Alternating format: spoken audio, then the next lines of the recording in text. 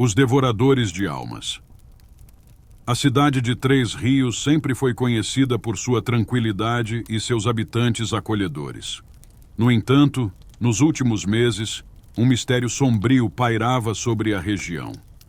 Pessoas começaram a desaparecer sem deixar rastros.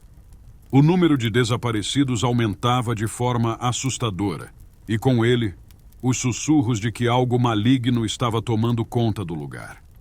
As autoridades não encontravam vestígios, e gradualmente o medo se espalhou pelas ruas, sufocando o cotidiano dos moradores. Nas profundezas da cidade, longe dos olhos comuns, havia um culto.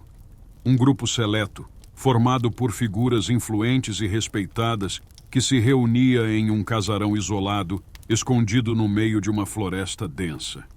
O culto, conhecido como os Devoradores de Almas, havia começado suas atividades em segredo há muitos anos, mas agora se tornava mais audacioso.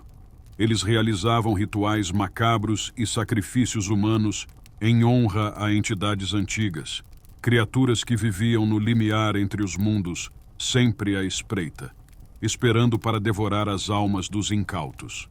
Essas criaturas, uma vez invocadas, não se contentavam apenas com os sacrifícios oferecidos.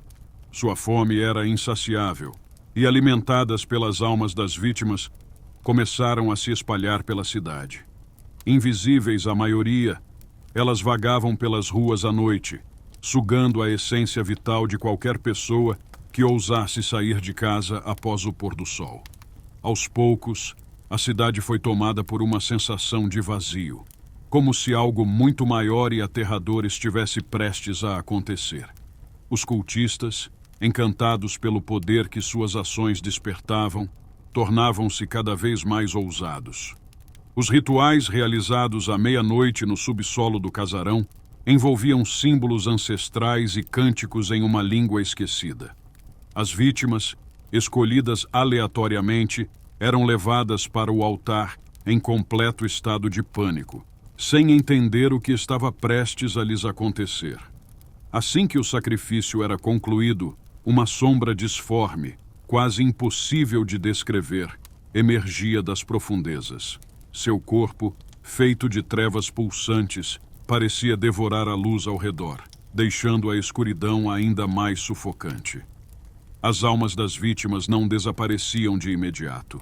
Elas eram lentamente sugadas para dentro dessas criaturas, condenadas a uma eternidade de tormento, presas no vazio, em um sofrimento constante.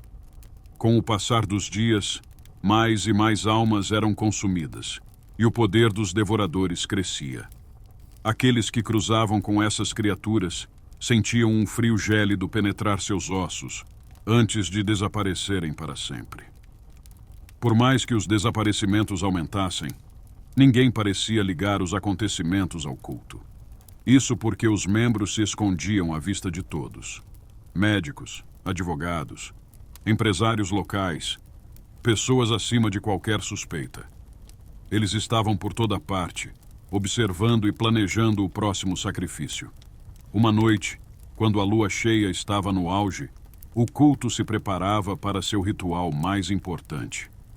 O sacrifício de uma criança inocente, destinado a invocar a maior das entidades, aquela que devoraria não apenas as almas, mas a própria essência da cidade. Os cultistas, cegos por sua sede de poder, estavam certos de que nada poderia detê-los. No entanto, algo deu errado. Ao invocar a entidade, eles subestimaram sua fome. Ao invés de atender aos comandos do grupo, a criatura se voltou contra eles. As sombras no salão começaram a se agitar de maneira violenta, e logo o chão foi tomado por uma escuridão viva, consumindo todos os presentes. Gritos ecoaram nas paredes de pedra, enquanto cada membro do culto era arrastado para dentro da escuridão. As criaturas, liberadas do controle de seus invocadores, espalharam-se pela cidade. Elas não mais precisavam de sacrifícios para serem chamadas. Os moradores de Três Rios perceberam tarde demais que o verdadeiro terror havia começado. Ao final daquela noite, o número de desaparecidos havia se multiplicado e a cidade nunca mais seria a mesma.